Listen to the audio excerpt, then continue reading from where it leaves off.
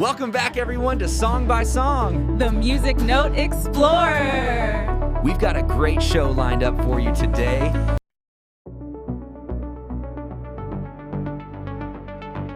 Imagine you're in a recording studio in 1975. Okay, I'm there.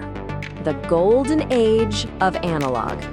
You're working on a song so complex, so layered, that the physical 2-inch tape you're recording on starts to disintegrate. It becomes visibly thin, almost transparent, because you've run it over the recording heads so many times. That's incredible. You're literally pushing the physical medium to its breaking point. And the song that did this was nearly 6 minutes long, had no chorus, mashed up balladry with opera and hard rock, and had a title that doesn't appear anywhere in the lyrics. By all commercial logic of the 1970s, it should have been an album track indulgence, a spectacular failure as a single. Instead, it became one of the most iconic, enduring, and financially successful songs of all time. Exactly. We're talking about Queen's Bohemian Rhapsody, a song that defied every rule in the book and somehow won. To understand how this happened, you have to go back to the source, Freddie Mercury. This wasn't a song that was jammed out in the studio. He had the architecture for it in his head for years. Right. Research shows fragments of it going back to the late 60s. He'd scribble ideas on scraps of paper, sometimes from his dad's workplace, like Post-it notes. He apparently even referred to an early version as the cowboy song. Which is fascinating, because it tells you this was a long gestating project.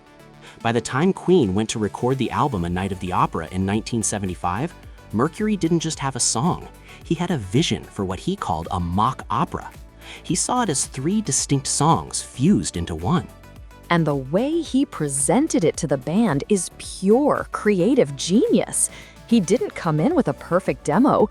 He sat at a C. Bechstein grand piano and played the sections.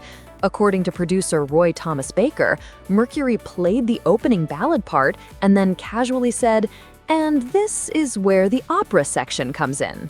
Can you imagine being in the room for that? He's explaining this 6-minute extravaganza, telling Brian May, Roger Taylor, and John Deacon where their parts will go, where the harmonies will stack, all based on these notes and what he'd worked out in his head. He was presenting cinematic scenes, not a verse-chorus structure. It's a testament to the band's trust in him. They had to buy into this completely bonkers idea before a single note was properly recorded. They were committing to a process that would take them to the absolute edge of what was technically possible. And that technical edge is where this story gets truly wild. They decamped to Rockfield Studios in Wales, a remote setting that afforded them the isolation to experiment. The central piece of equipment was a 24-track analog tape machine. But Mercury's vision required far more than 24 tracks. He wanted a wall of sound, especially for the opera section. This is where they had to get incredibly inventive. They used a technique called bouncing or ping-ponging. Essentially, you record, say, 10 tracks of harmony, mix them down to a single track on a separate tape, and then transfer that one track back onto your master tape. This frees up 9 tracks to record more. But there's a huge risk. It's a destructive process. Every time you bounce, you're adding a layer of tape hiss and losing a bit of audio fidelity. And it's irreversible. If you mess up the mix on that one submix track, all that work is gone. It demanded insane foresight. It's like trying to paint an intricate mural, but you only have a canvas the size of a postage stamp. You have to keep painting over your previous work, hoping the final image holds together. For the opera section, they did this over and over. Mercury, May, and Taylor spent 12-hour days just layering vocals. The final count is estimated at around 180 separate vocal overdubs, bounced across 8 generations of tape. This is what led to the tape becoming transparent. Roy Thomas Baker himself called the process totally insane. And they did it all without click tracks or computers, relying entirely on their own internal rhythm. Even Brian May's iconic guitar solo was recorded in a single take on his red special guitar. And the mixing process itself was a challenge. They used an early automated mixing system called Allison, but it failed under the sheer complexity of the track. They ended up doing parts of the final mix manually. And what's amazing is that some of the song's distinctive sound came from those limitations. Sound on Sound reported that the constant bouncing and overuse of the technology introduced a type of distortion that actually became a sonic hallmark of the track. The imperfections became part of the perfection. So after 3 weeks of this Herculean tape-shredding effort, they finally have their masterpiece. They present it to their record label, EMI. And MI's reaction is basically, you're out of your minds. The song is 5 minutes and 55 seconds long. The average single in 1975 was 3 minutes. Radio programmers worked in tight schedules. A 6-minute song was the equivalent of 2 normal songs, a programming nightmare. It wasn't just the length. The structure was alien. The title was, according to some reports, called Ridiculous. The label and even other musicians who heard it believed it had no hope of ever being played on radio. They pressured the band heavily. Shorten it, cut out the opera, release it in parts. This is a pivotal strategic moment. Queen had invested an enormous amount of time, creative energy, and studio costs into this track. The safe bet would be to compromise, to cut a 3-minute radio edit to guarantee airplay and recoup their investment. But they refused. They were adamant that the song had to be released as a single in its complete, unedited form. This was a massive gamble. They were betting their commercial momentum on the belief that the public would embrace something completely unconventional, against all industry wisdom. And the gamble paid off because of a key player outside the system, Kenny Everett, a DJ at Capitol Radio and a friend of Mercury's. Freddie gave him a copy of the tape with a wink and a nudge, telling him not to play it on air.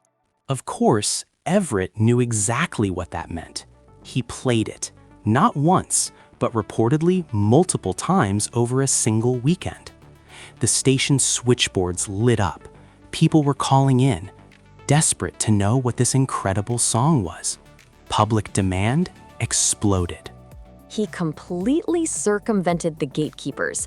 EMI had no choice but to release the full 6-minute version. The song went to #1 in the UK for 9 weeks.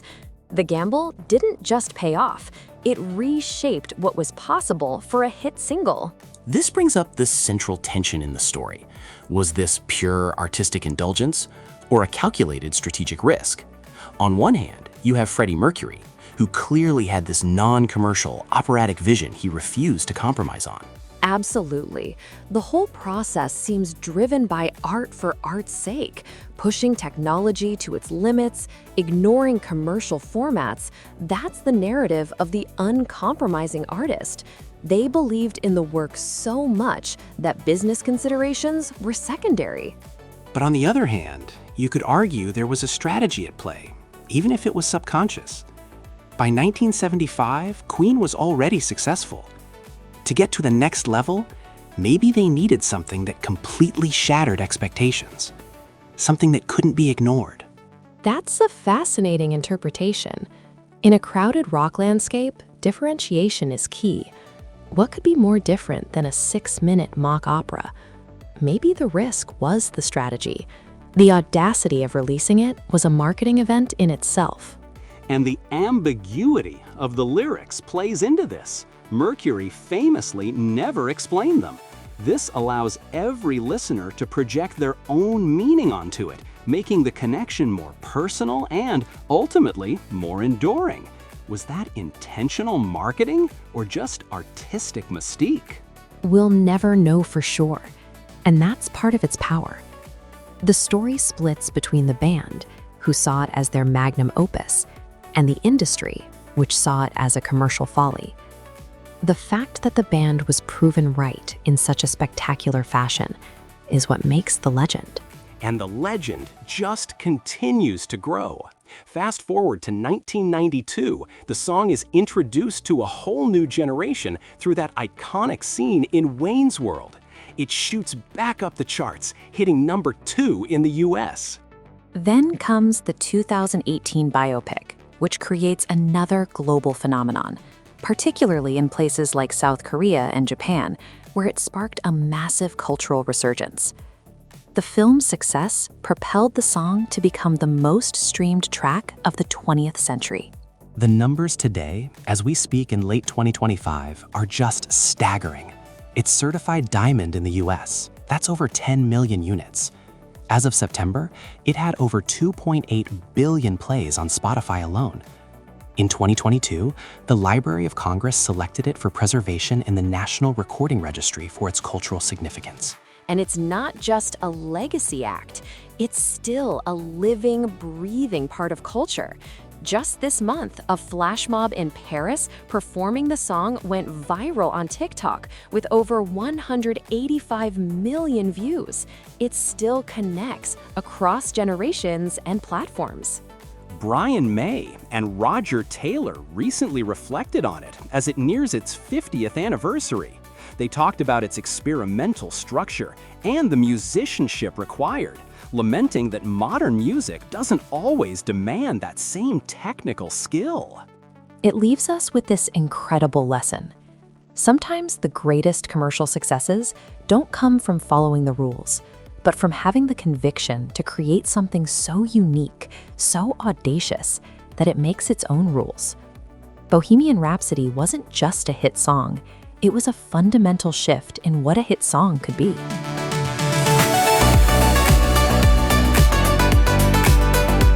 Welcome to Word'em! Hello, puzzle people! I'm Webster Gridley, your official guide to the world of Word'em. Can we be honest for a second? You know that feeling when you finish your daily word puzzle? You have to wait 24 whole hours to play again? Who has time for that? Not me. And I bet not you. That's why we built Word'em. The waiting game? Over.